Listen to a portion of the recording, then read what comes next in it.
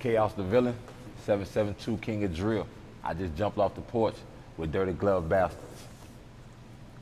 I'm a shooter, bet I keep a Ruger, cuff your life and lose it. Bitch, I'm zooted, smoking up pack. All day think I need. All right, today we got K-oss The Villin jumping off the porch with us today. Yup. How you feeling today, gang? Good, man. I'm feeling good. Like everything going up right now. As it should. It's Yeah. a pleasure to have you here too, my boy. Pleasure to be here. For sure. So what else you out here working on in Atlanta?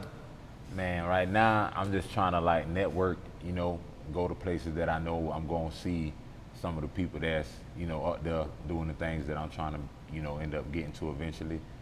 I'm just going to end up in some spots where I know I can see some people at and try to network. For sure. How often do you get the chance to come up here? Man, not very often, man. Believe it or not, like I'm a small town type dude. That big city stuff crazy to me, so I don't really too much like to travel like that. I don't really get out of my city. Like I'm kind of like bossed into my city type stuff. So it's really like one of the first times I actually like stepped out and I'm seeing stuff. It's kind of crazy. That's hard. How does it feel to see some new scenery? Yeah, it's crazy. It's like weird, cause like, you feel me? I know I done been out here and I done did a lot of things in my life that done showed me that the world is big, but I ain't never really experienced it yet. Mm-hmm. Like my cousin, he truck drive, so like he let me know how big the world is. So I'm just not getting a little taste of that, and I'm starting to see what he's talking about. That's hard. So how would you compare Atlanta to back home to Fort Pierce, Florida? Really, so far from what I've seen, it's not too different. It's just like a little bigger. It's just like a bigger version of where I'm from. But it don't look too different. Like, people seem the same. Everybody just doing their thing out here. Straight up. How would you describe your childhood coming up? Like really my childhood, like in my household, it was good. Like it wasn't really bad. Like I had somewhat of a normal childhood. You feel me? Like my peoples worked hard, so I ain't really get to see my parents much, cause like I'm Haitian, so my people's like, my dad picked fruit and stuff and my mom worked in a packing house. So like they worked long hours. I'm talking about 11, 12 hours sometimes, so they had to teach me fast, like how to cook for myself and things like that. So I was like 6, boiling ramen noodles when I come home from school, cause I know Mom Dukes ain't coming home for a hot little minute. I gotta wait for big bruh, big sis to come through. So I had to like develop an independent type mindset. You feel me? But it helped me out when I ended up, doing what I was doing later on in life though. Nah, for real. So talk to us about what happened when you were 3 years old and you suffered a 3rd-degree burn on your stomach and chest.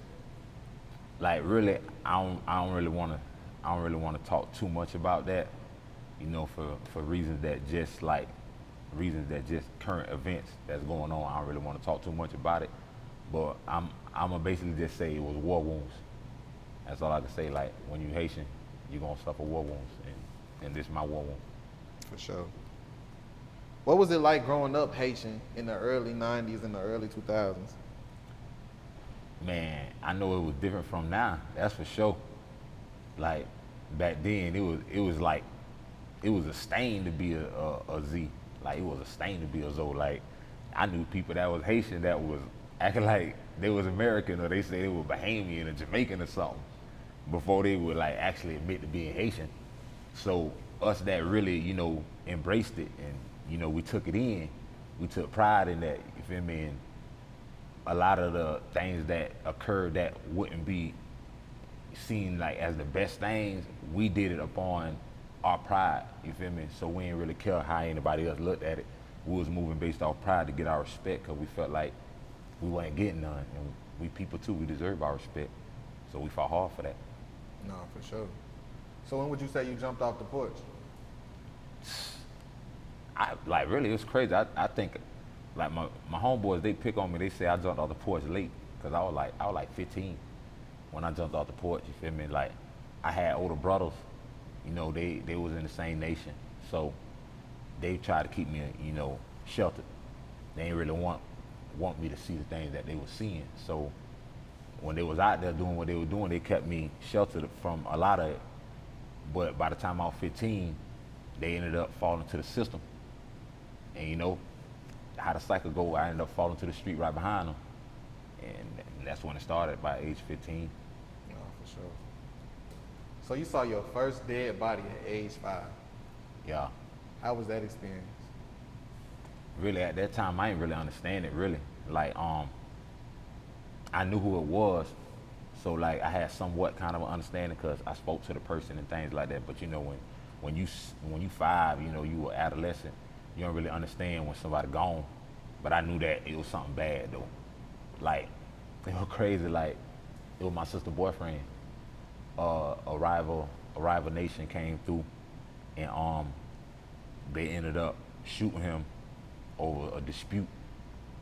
And I remember I was standing at a gate that was in front of the house where his body laid, and like the police was there, and like I remember the red and blue lights like flashing.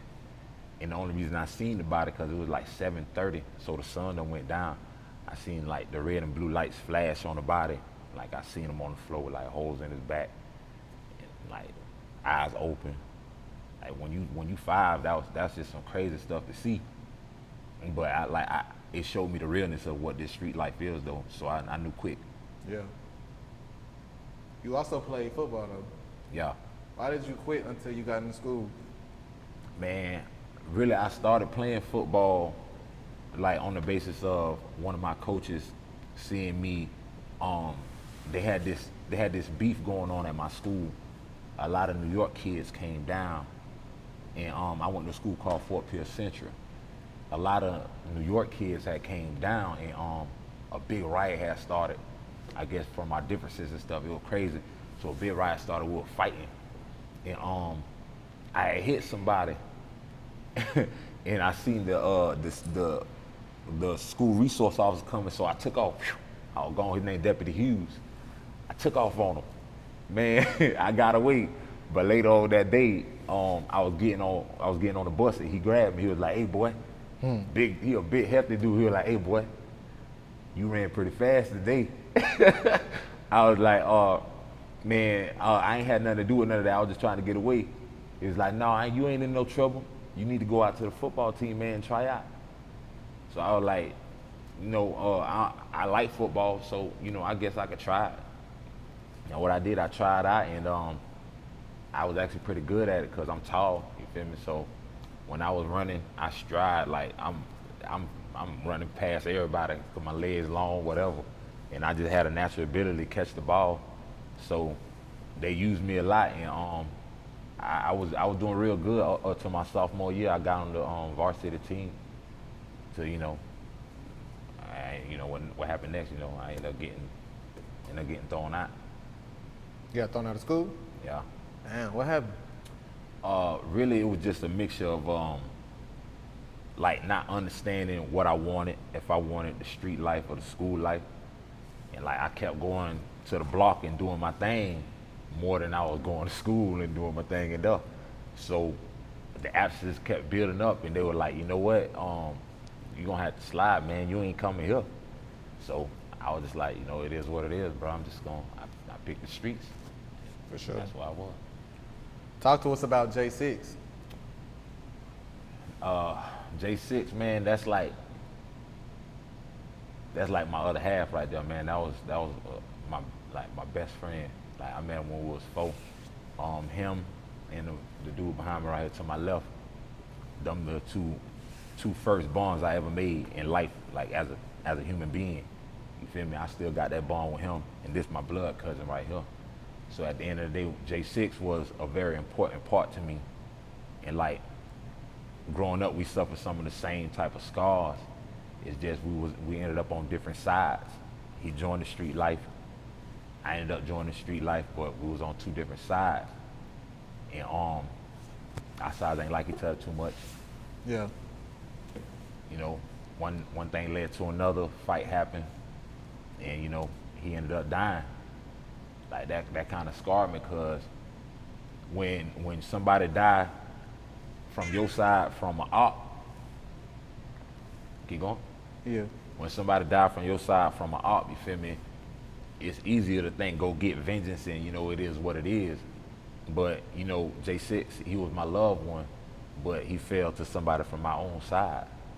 So it really left me scarred because I ain't know how to move after that. Cause like, what you gonna do, you know? Yeah. So, What would you say is the biggest life lesson you learned growing up?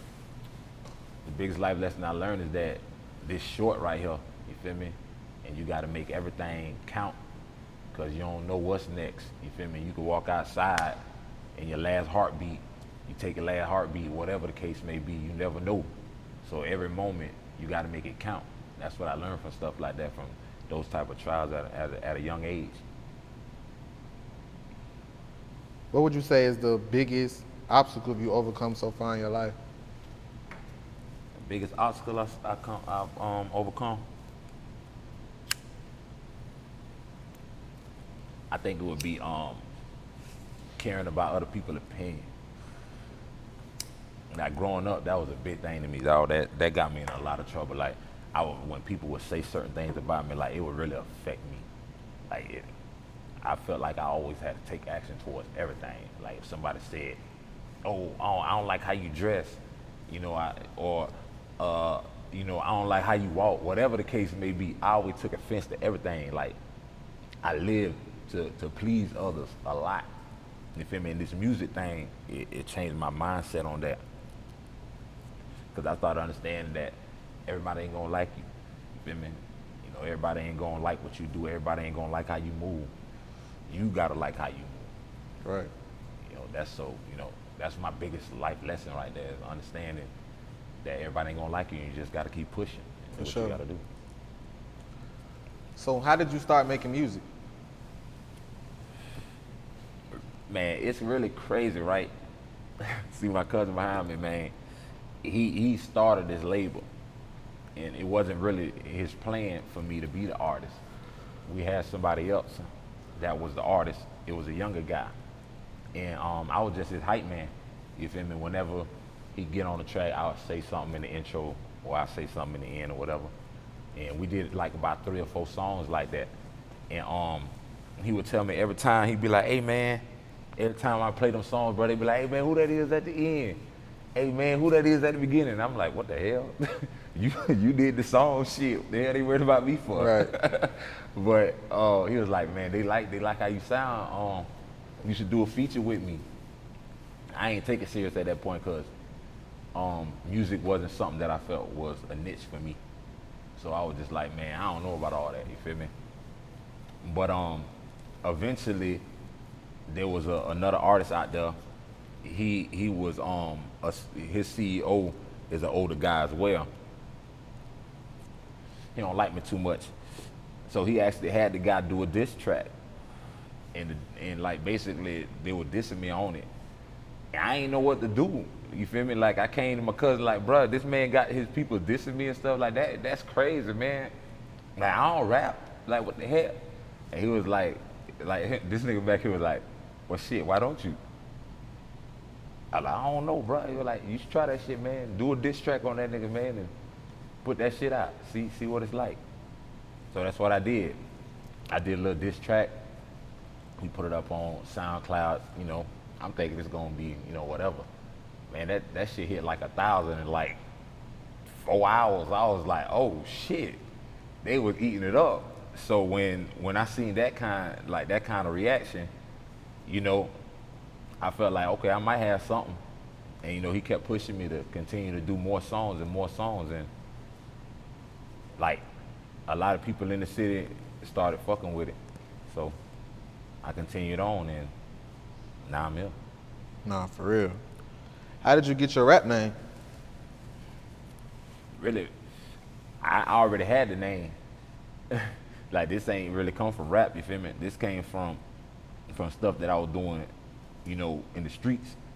Like I built up a reputation of being, you know, a person that was ready to do whatever and set it off, like leave a whole chaotic ass scene out there. Like if I'm there and somebody disrespecting my side, we gonna make them regret that shit. So basically, I was a chaotic type of person. So the name K-oss stuck. And Villain, that came from like a lot of my friends from picking on me. Like they would say the way I laugh. Cause when I laugh, I got like a type of villain type of laugh, even if I'm dead serious, or it could be something crazy that's happened, like somebody just got shot or something. I'm still laughing. I'm doing the same laugh. So they were like, man, you got a villain type laugh, man. So I was like, hey, K-oss The Villin. You feel me? That's me. And a lot of my friends actually like it. They like, bro, I don't know why, bro, but that name fits you for some reason. That's hard. What would you say is the biggest risk you took that paid off? The biggest risk I took, hell, just making music. I think that's the biggest risk I took. Cause like, it ain't have to really pan out, you feel me? Like, there's a lot of people out here that make music, you feel me, that don't really never get to the porch or anything, you feel me? So I feel like the biggest risk I took was not caring what reaction I would get and stepping out there and getting in that water and letting them know, you know, how I feel and how I move. That's the biggest risk I feel like I took, and it paid off because I'm here, you feel me? Straight up. And there's more to come, straight like that. Nah, for real. Why do you think people overlook the talent coming out of Fort Pierce? Cause we small, you feel me? And a lot of the guys in my city, we don't really like come together just like every other place with a lot of good talent. We don't really come together and try to do features with each other and help each other use each other outlets and stuff. So, you know, it's a lot of stinginess going on. So because of that, we closed in. You know, there might be one artist that have an outlet to a certain place and another one got an outlet to a certain place and they can help each other out, but we don't never link up. So like it leave things closed in. And I feel like that's part of the reason why like my city's so overlooked, because we don't help each other get to that top. We all trying to get to the top ourselves instead of, you know, pushing each other up. Straight up. Talk to us about your new single, Spin Again. Spin Again, man. Man, that's doing some good numbers right now on all platforms, you feel me?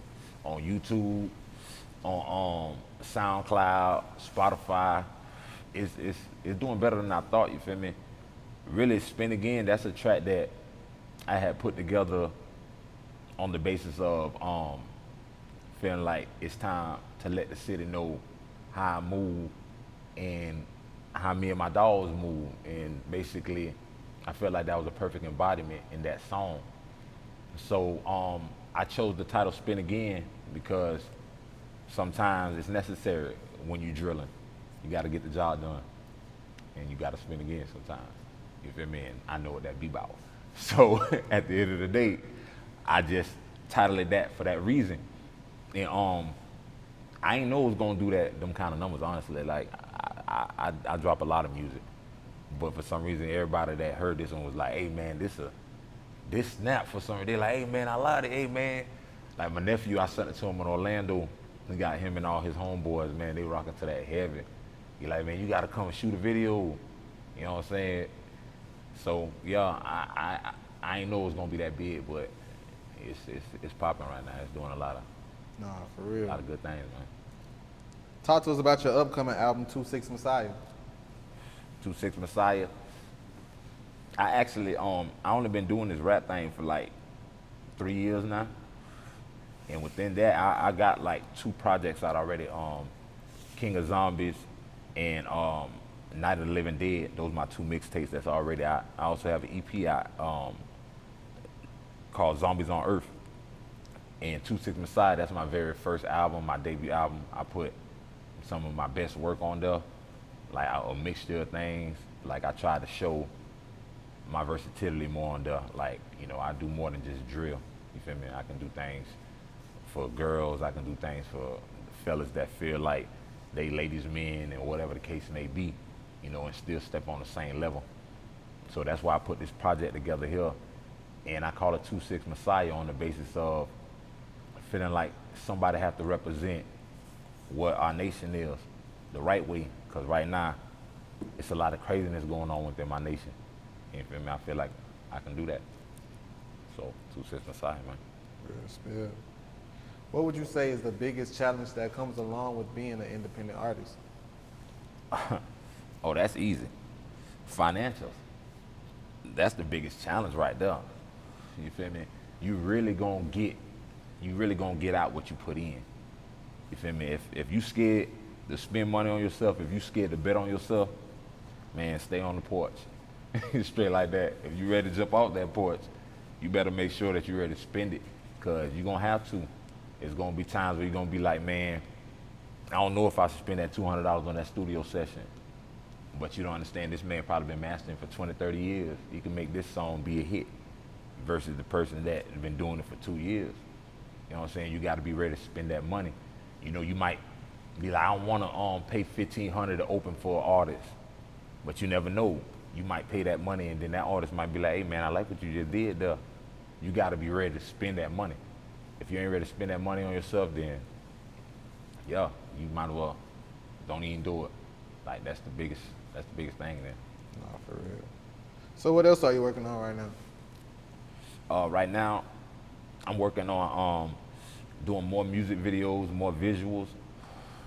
My cousin here, he planning on launching a vlog, and we're gonna put up like little skits and stuff like that. I plan on doing a show, like a little skit. It's probably gonna be like 15 minutes per skit. I'm gonna start that up probably in the next few months here, doing little skits and stuff. Things to keep my fans participating with what I do and understanding who I am as a person, and not just hearing my music, but seeing who I am. That's what I plan on doing next. Straight up. Any last words and shout outs? Oh yeah, man. I want to give a shout out to Marcy White, T Lion.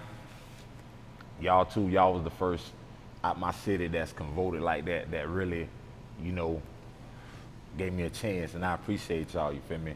At the end of the day, if it wasn't for y'all, I probably wouldn't feel like I can get to where I'm at right now. So shout out to y'all. Shout out to the whole 772, man, because you already know it's up for us, man. It's not just me. It's plenty more artists in my city, and we all stepping right now. Somebody finna kick that door down. Straight like that. K-oss The Villin, man, we appreciate having you today, man. I appreciate being here. For sure. Straight like that. Gang. Bitch, I'm a shooter, bet I keep a Ruger, cuff your life or lose it. Bitch, I'm zooted, smoking up pack. All day think I need rehab. They thought that shit was